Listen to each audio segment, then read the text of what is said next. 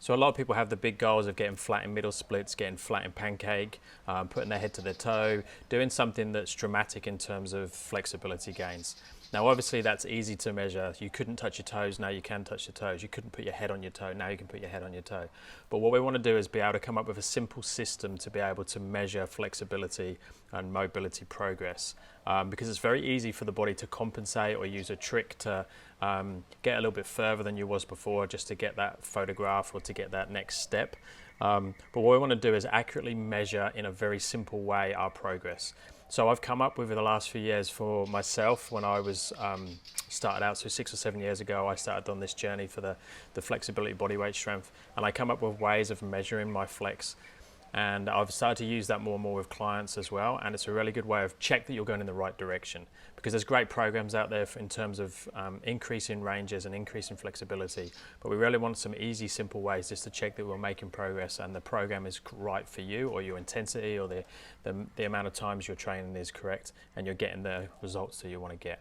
So I'm just going to go through about 5 or 6 different variations of how I measure flexibility. So the first one we're going to go through is the middle splits. Nice and simple. I'm just going to go through 2 middle split variations. So open hip and closed hip. I'm going to go open hip as wide as I can with a yoga block on either side, a yoga block or a handstand block or just some straight edge that I can push out with my feet. I'm going to open as wide as I can, trying to keep the hip open, so not bending forwards. So I go out as far as I can through that. And then simply, I'm just going to put a tape measure between the 2 blocks and measure the distance.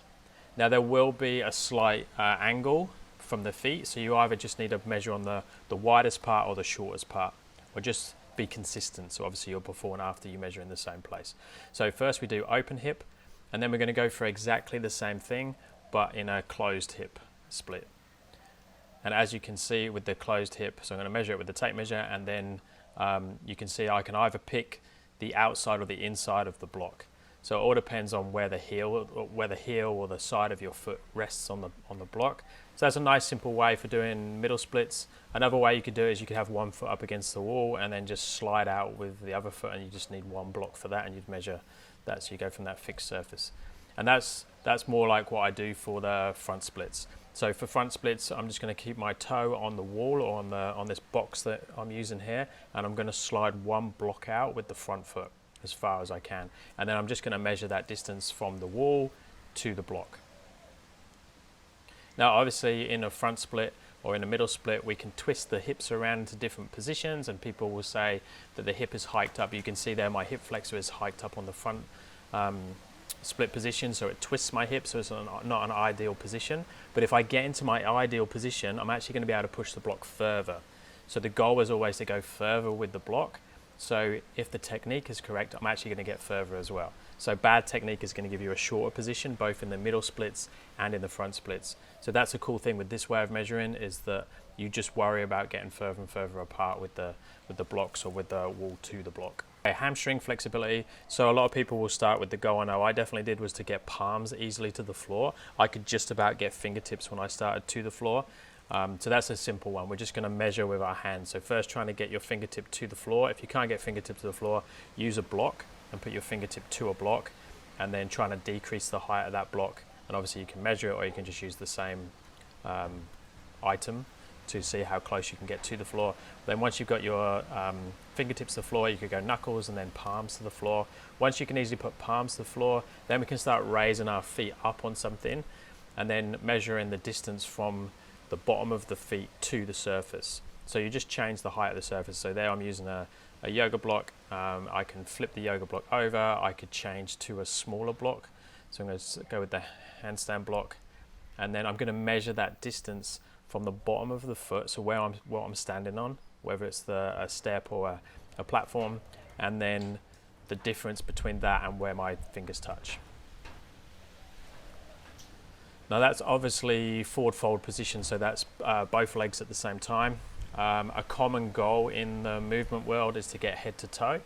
So head to toe is easy to measure, and even if you're not working towards head to toe, I would definitely measure it just to see where you are when you start. So it's just single leg, so it's just measuring the distance from your forehead to your toe. Now obviously it's hamstring and calf, and there's a hip component to it as well, But so we can measure from the block to our hand, and then 2 hands together. Then we can go 1 hand. We can start getting rid of the thumbs, start to get rid of the fingers, until the point where you can put head to toe. Now my head to toe, especially in this cold, especially when I'm cold, is I need to pull on the foot to get into that position. So obviously I need to be aware of that there's a different flexibility where I could try and put the head to toe without pulling on the foot, which I don't have, especially cold. Okay, let's go into the pancake section. So I've done quite a bit on the pancake because I use it a lot for majority of my clients, because most people are looking to get stool to press or press to handstand, or the movements that they're trying to achieve are dependent on them having some flexibility through the pancake. So both standing and seated. So first of all, let's have a look at the seated position. Nice and easy with this one. The first one is trying to get the elbow to the fist. If you can get elbow to fist, or if you can't get it, you could put your thumb up as well to make it a bit bigger. Elbow to fist, elbow to palm, elbow to the floor, and then obviously on both sides, because you don't want to be twisted in this one. So elbow on both to the floor on both sides. Then forehead to fists. Once you get forehead to fist, it's 1 fist, palms, forehead to floor, nose to floor, chin to floor, chest to floor, and then belly to floor. And then obviously if you've got that range and you can get belly to floor, you could start going deficit then. So you could put your heels up onto a block and then try and do those same things. So elbow to floor, head to toe, nose, chest. A couple of my favorite mobility drills for pancake, but also are great ways of measuring as well. So this first one, you could put your butt up against the box or the wall and then just reach out or push out a block. So I like to either push out with the fingertips, or what I'm showing in the video is I'm lifting the block and putting it down and coming back without placing the hands down. So it's really testing your mobility, not just flexibility, because some people who are flexible will just lay on the floor and not be able to get back up using their hips. They'll have to push up with their hands. So this one I like to not put the hands on the floor and just see how far I can go out. And you'll also see with this one I'm trying to go for my max mobility range. So I'm actually lifting my hip up off the floor on those end ones. So you could choose to do that or not to do that, depending on how you want to measure it. Just be consistent with your measuring.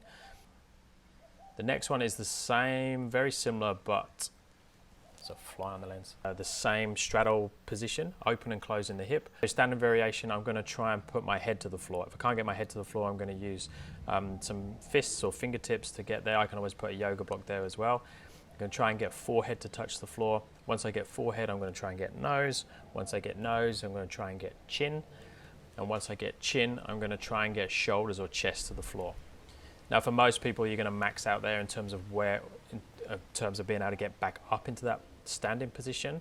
Some people will be able to get down to the belly button, chest to the floor, and stand up. So it's like a no-handed straddle up. Here you can see I'm going just down that bottom position and finishing in my pancake position. I actually find that's a really good way of warming up to your deepest pancake position. Just do it standing and then slowly lower, but obviously you need to build up to that range. So hopefully that's given you a bit of an insight or given you some ideas on how to measure.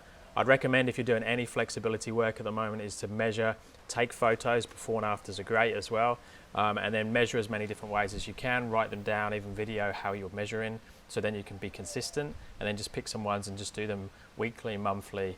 Obviously your flexibility is going to go up and down day to day, but over month to month we want to really get that flexibility increasing.